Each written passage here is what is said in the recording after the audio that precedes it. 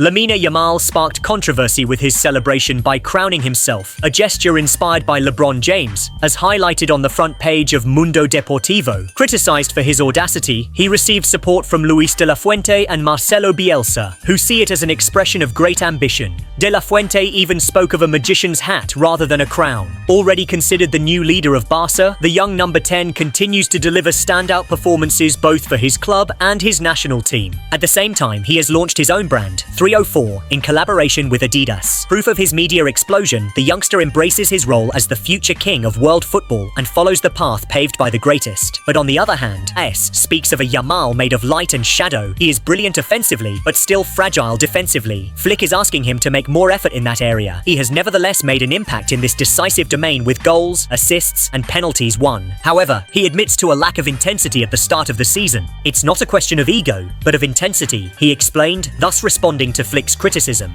These marking errors on certain players have already cost 3 goals at the start of the season, highlighting the shadowy areas of his game. Despite everything, the young talent insists on the positive. We earned points in 3 difficult matches, but now it's time for the World Cup for Lamine Yamal and his teammates in the Spanish national team. The dream begins, writes Mundo Deportivo, as the path to the World Cup starts in Bulgaria with Spain as the big favourite, according to the outlet. At Sport, the focus is also on the World Cup, with notably 7 Blaugrana players present in the Spanish squad. Still in Spain, Gonzalo Garcia, at just 21 years old, is experiencing a meteoric rise with Real Madrid and La Roja. Left out of the Club World Cup, he has earned the trust of Xabi Alonso, who mainly asks him to press and trouble central defenders. Now called up to the U21s, he dreams even bigger. Being able to represent my country at a World Cup would be a dream, he said, expressing his admiration for Raul and Joselu. Yet he refuses comparisons, saying, I appreciate them, but be careful, you have to keep your feet on the ground. While he is impressed to share the locker room with Mbappe or Vinicius, he remains grounded. You look back and think, if someone had told me this a year ago, his ambition is clear. From the Champions League to the World Cup and succeeding at the best club in the world. This summer, Rodrygo almost left Real Madrid, courted by several European clubs, but no concrete offer arrived and he decided to stay. The Brazilian, aware that he was not a priority for Xabi Alonso, intends to take advantage of this season to establish himself in Madrid's starting 11. His goal is clear, to become an option on the left wing, a position currently occupied by his compatriot Vinicius Jr. Xabi Alonso views this internal competition positively, as it could boost the team. Rodrygo has already started against Oviedo and is ready to come into play whenever Vinicius Jr. is on the pitch, an alternation that could continue. The young forward is determined to fight to establish himself and reclaim the spot from his friend and rival. His 7th season at Madrid will therefore be a true personal and sporting challenge. Tonight in Buenos Aires could mark Lionel Messi's last official match in Argentina, 20 years after his debut in World Cup qualifying. Already qualified for 2026, the Albiceleste faces an ambitious Venezuela, while emotion surrounds every move of the star from Rosario. Jonas Coloni has called on fans to enjoy Leo until his very last match, while hinting that a tribute could take place later on. The coach confirmed Messi's place in the starting 11 despite a few adjustments in the lineup. Whatever happens, the moment will be historic and full of emotion, just 1 year away from the 2026 World Cup. Didier Deschamps warns about the frantic pace imposed on players and the limits it brings. I don't have the time to do everything I would like to do, admitted the coach. Faced with increasingly condensed training camps, physical and mental fatigue, pressure from clubs, and reduced preparation time, he must constantly adapt. When you play every 3 days and haven't slept well, you need to talk to your coach. While he praises the players' unwavering commitment to the French national team, he regrets the power of the clubs and the proliferation of competitions. Despite it all, Deschamps maintains his approach with the national team. The fundamental element has always been freshness. On the field, for Deschamps, the 4-2-3-1 formation is obvious, as explained by L'Équipe in its inside pages. With the recent arrival of Michael Olise and other offensive options, Deschamps is developing the 4-2-3-1. The goal is of course to work on balance, concede fewer goals like against Spain, and avoid the infamous 5 goals to 4 scenario. We will likely have the chance to see this system against Ukraine tomorrow. At club level, Mason Greenwood, striker for Marseille, has chosen to focus on his club despite summer approaches, postponing any decision regarding his national team. At 23, he did not shine against Lyon, being substituted at halftime, but remains a key player after scoring 22 goals and providing 6 assists last season. Greenwood can still play for Jamaica thanks to his heritage and has obtained his Jamaican passport, but he has not yet made his switch official.